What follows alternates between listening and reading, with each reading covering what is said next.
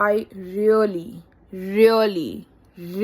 wanted to like this show, but you know how you feel a void at the end of shows that you really enjoy? That didn't happen here. And though it has like a stunning star cast, actors from the south, they had actors from Bengali cinema, veteran actors from Hindi cinema, and that's really cool. I like that. Felt a bit like I've watched something similar in Saas Bahu Flamingo. I mean, there are elements of Breaking Bad in this show, but even then it was good. However, they also missed certain opportunities, and I was quite intrigued by the fact that the makers chose to film the show or set it in Thane. But apart from multiple mentions of Kopri police station, one or two drone shots of a lake, and one scene that kind of looked like Nimisha was selling drugs by Lake Upwan, I think they failed to show Thane as a character in the show. Conversely, if you look at Delhi, Mumbai, being proper backdrops of shows and movies, the location also becomes a character. But that was not the case here, so it makes me wonder why they selected it just to be different. It's a wasted opportunity. Why not go all out and do something like film an eerie sequence in Yeur Hills? Or there was Ganpati Visarjan in this particular season, but they didn't capitalize on that. Thane is big on that. Main reason to watch Dabba Cartel is Nimisha, and she did not disappoint. She was brilliant. I mean, she was perfect in every scene. There's one scene of hers that I love so much. I mean, I rewinded and watched that scene. It's hardly 2 seconds. She has this banter with one of her bosses in the scene, and it's really good. It's so fun. So Nimisha was epic. Watching her in the Great Indian Kitchen and Poacher, I just was so excited for her, even though Shabana Azmi was in this show, and I do not take that name in vain. However, there were some issues there as well. She is working as house help in multiple homes, and she's also working in the dabba business of the character portrayed by Shalini Pandey. But when she's coming to work, Nimisha, as a house help, is coming on a scooty. I have no problem with house helps coming on scooties. More power to them. But I will be hard-pressed to find any house help in Mumbai, at least, who rides her own scooty. Especially when she's working multiple jobs to, take care of herself, her daughter. She's struggling to put her daughter in a good school. She's also working in a dabba business of one of her bosses, apart from working in houses.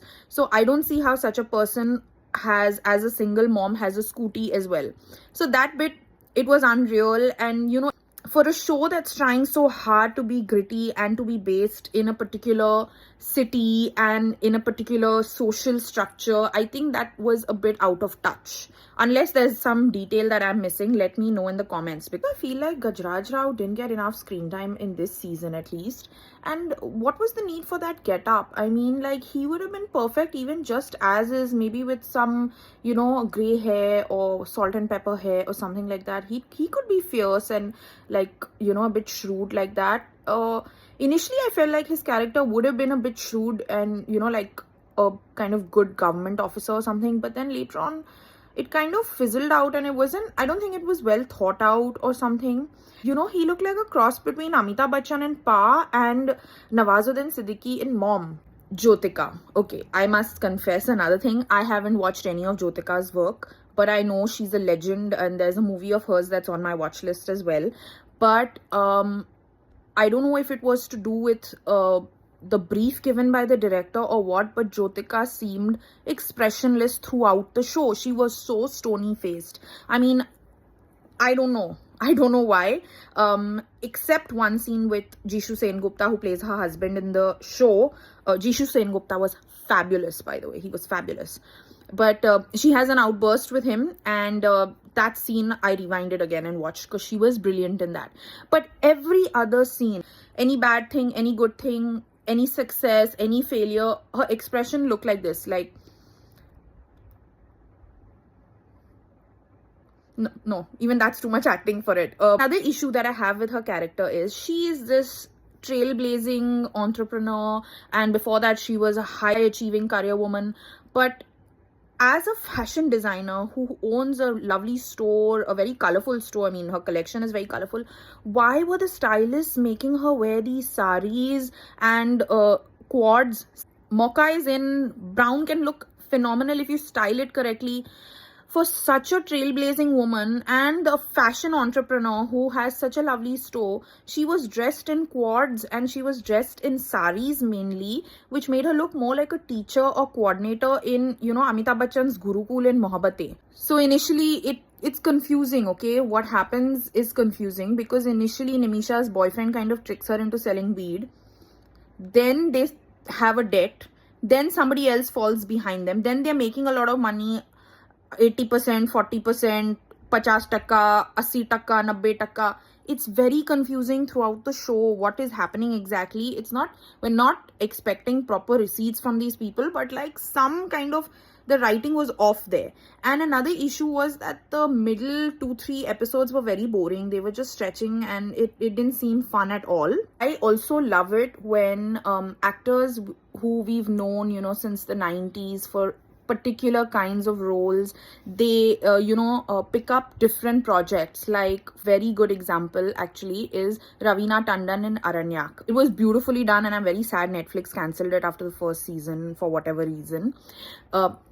Okay, in Dabba Cartel, there is this actor come comedian who is kind of revealed in the, I think, penultimate episode, and they are known for a certain kind of comedy, and then they show up as a gangster and a scary one in this season. So I really like that.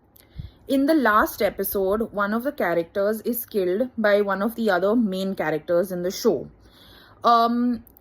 It's hard to feel emotion for the character that died, even though they are intrinsically a part of the story and are quite endearing and played by a very, very legendary actor themselves. But because the writing was such that you don't develop an emotional bond with anybody in the show, at least I didn't. Let me know if you did. But so that scene, it didn't feel like, oh, I'm so sad this person died. It didn't feel like that. Here, what happened was, I think the brief for that particular sequence was not okay, or the direction was off. Certainly the editing was off. When you are watching a scene where someone is looking like this and has a certain expression, and then they probably do the scene again and it's taken from another angle. So in the cut, during the same dialogue, this expression and this expression don't match. So that was happening a lot in that scene, which at least I didn't like, okay? We don't expect that from Excel Entertainment. And I know I said we do not take Shabana Azmi's name in vain. She does have like a Walter White moment where she's like, this up out of desperation, but now I'm, enjoying it and stuff. But apart from that, she has little else to do. She's just sitting in the corner mostly looking like this, or not much to do. I hope she has more things to do in season 2. Like to see Shabana Azmi wield a gun and have some fun. And for heaven's sake, Bollywood has a lot of intimacy coordinators. I think we need like cigarette coordinators here. Because like, I can see the character is actually smoking. She's not faking it. But why are they so awkward while holding cigarettes? Just do it properly now. Come on, we know you're smoking in real life. Are you doing it that weirdly and awkwardly? Are you scared your fans will think you're too adept at it or what? I don't know. But please hold your cigarettes properly. Favorite point and bone of contention regarding this show.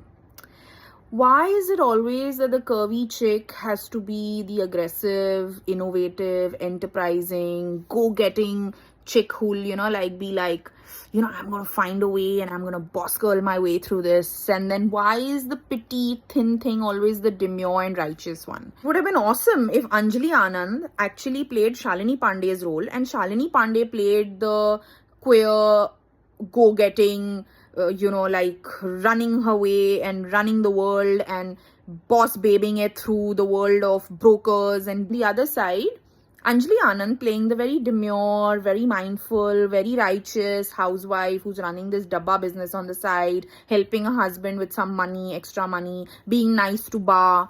Why not? Like, my verdict is that this dabba was a tad bit undercooked and has also left me hungry, which might be a good thing actually. So I'm hoping that the next season is a little bit better.